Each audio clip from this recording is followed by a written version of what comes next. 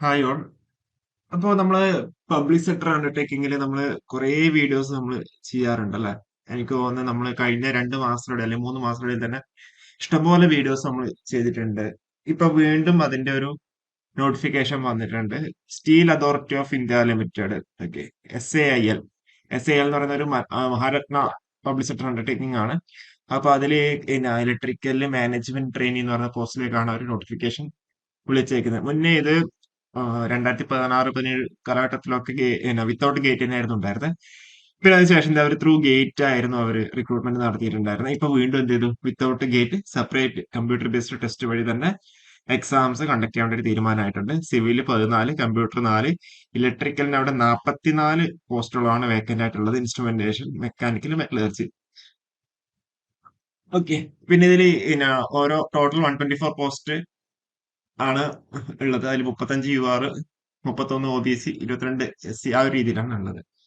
അപ്പൊ ഇതിലിപ്പോ age limit നമ്മൾ പറയുകയാണെങ്കിൽ 28 വയസ്സാണ് അവിടെ ഏജ് ലിമിറ്റ് പറഞ്ഞിട്ടുള്ളത്. ആസ് ഓൺ 5/12/2025, 2025 ഡിസംബർ 5 കണക്കാക്കുമ്പോൾ 28 വയസ്സാണ് അവിടെ ഏജ് ലിമിറ്റ്. അതായത് 5/12/1997 മുന്നേ ജനിച്ചവരെന്ത് എലിജിബിൾ അല്ല. പിന്നെ കറസ്പോണ്ടിങ് OBCക്ക് 3, SC/ST 5, PWD കാൻഡിഡേറ്റ്സിൽ 10, 15, 13 രീതിയിൽ അവിടെ ഏജ് റിലാക്സേഷൻ ഉണ്ട് അവിടെ.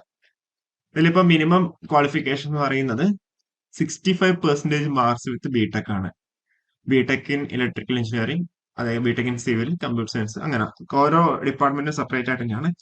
ഇപ്പൊ ഇലക്ട്രിക്കൽ ആകുമ്പോൾ electrical engineering, electrical instrumentation, electronics and power engineering, അങ്ങനെ ഡിഫറെന്റ് ബ്രാഞ്ചസ്.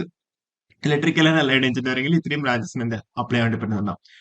അതേപോലെ instrumentation, allied engineering, mechanical and allied engineering, production ഒക്കെ എന്ത് അതിൽ അപ്ലൈ ചെയ്യാൻ പറ്റുന്നതാണ്. പിന്നെ അവിടെ നമ്മളെ മെഡിക്കൽ സ്റ്റാൻഡേർഡ് പറയുമ്പോൾ ഈ ഒരു രീതിയിലുള്ള, അതായത് വെയിറ്റ് മിനിമം 45 കിലോ ഉണ്ടാവണം, ഹൈറ്റ് 185 സെന്റിമീറ്റർ ഉണ്ടാവണം എന്നുള്ള കാര്യങ്ങളൊക്കെ. പിന്നെ നമ്മളെ സെലക്ഷൻ പ്രോസസ് എന്ന് പറഞ്ഞാൽ കമ്പ്യൂട്ടർ ബേസ്ഡ് ടെസ്റ്റ് ആണ്. അത് പ്രോബബ്ലി ജനുവരി അല്ലെങ്കിൽ ഫെബ്രുവരിയിൽ തന്നെ ഉണ്ടാവും. കേരളത്തിൽ എക്സാമിനേഷൻ സെന്റർ, എറണാകുളത്ത് കേരളത്തിൽ എക്സാമിനേഷൻ സെന്റർ ഉണ്ട്. ഓക്കെ. പിന്നെ അവിടെ എക്സാം പാറ്റേൺ എന്ന് പറയുന്നത് 200 മാർക്കാണ്, consisting of 2 parts. First part എന്ന് പറഞ്ഞാൽ നമ്മൾ ഡൊമൈൻ നോളജ് 40 മിനിറ്റ്സ് ആയിരിക്കും ഉണ്ടാവുക, 100 മാർക്സിന്. സെക്കൻഡ് പാർട്ട് എന്ന് പറഞ്ഞാൽ ആപ്റ്റ്യൂഡ് ടെസ്റ്റ് 80 മിനിറ്റ്സ് ആയിരിക്കും ഉണ്ടാവുക, 100 മാർക്സ്. അപ്പൊ ടോട്ടൽ 120 മിനിറ്റ്സ്, 2 അവേഴ്സ്, 200 മാർക്സ് ആണ് ഉണ്ടാവുക. ഓക്കെ.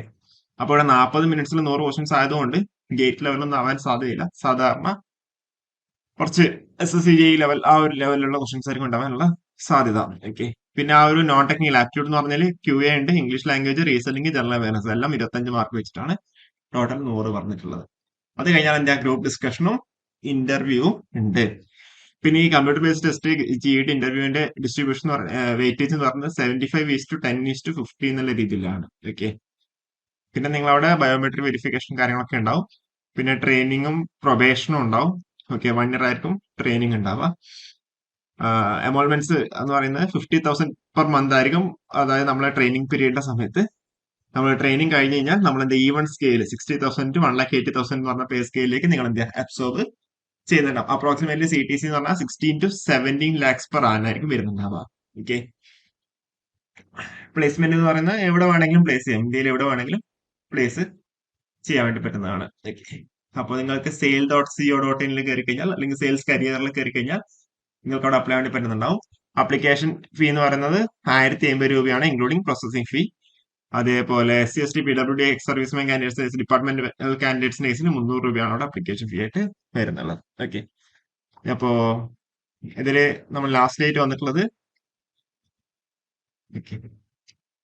15/11/2025 ലാസ്റ്റ് ഡേറ്റ് വന്നിട്ടുള്ളത്. Sorry, commencement 15/11/2025. ലാസ്റ്റ് ഡേറ്റ് വന്നിട്ടുള്ളത് ഡിസംബർ മാസം 5-ാം തീയതി. ഇതാണ് നമ്മളുടെ ക്രൂഷ്യൽ ഡേറ്റ് അല്ലെങ്കിൽ ഡെഡ് ലൈൻ എന്ന് പറയുന്നത്. ഇപ്പൊ ഈ ഡെഡ് ലൈനെ ബേസ് ചെയ്തിട്ടാണ് എന്തെങ്കിലും അവർ ഏജ് ലിമിറ്റും കാര്യങ്ങളൊക്കെ കംപ്ലീറ്റ് ചെയ്യുന്നുണ്ടാവുക. അപ്പോൾ ഡെഡ് ലൈൻ എന്ന് പറയുന്നത് ഡിസംബർ മാസം 5-ാം തീയതിയാണ്. ഓക്കെ. അപ്പൊ അപ്ലൈ ചെയ്യാൻ പറ്റുന്നവരൊക്കെ അപ്ലൈ ചെയ്യാം. അപ്പോൾ കൂടുതൽ വീഡിയോസ് ആയിട്ട് വീണ്ടും വരാം. Okay, thank you.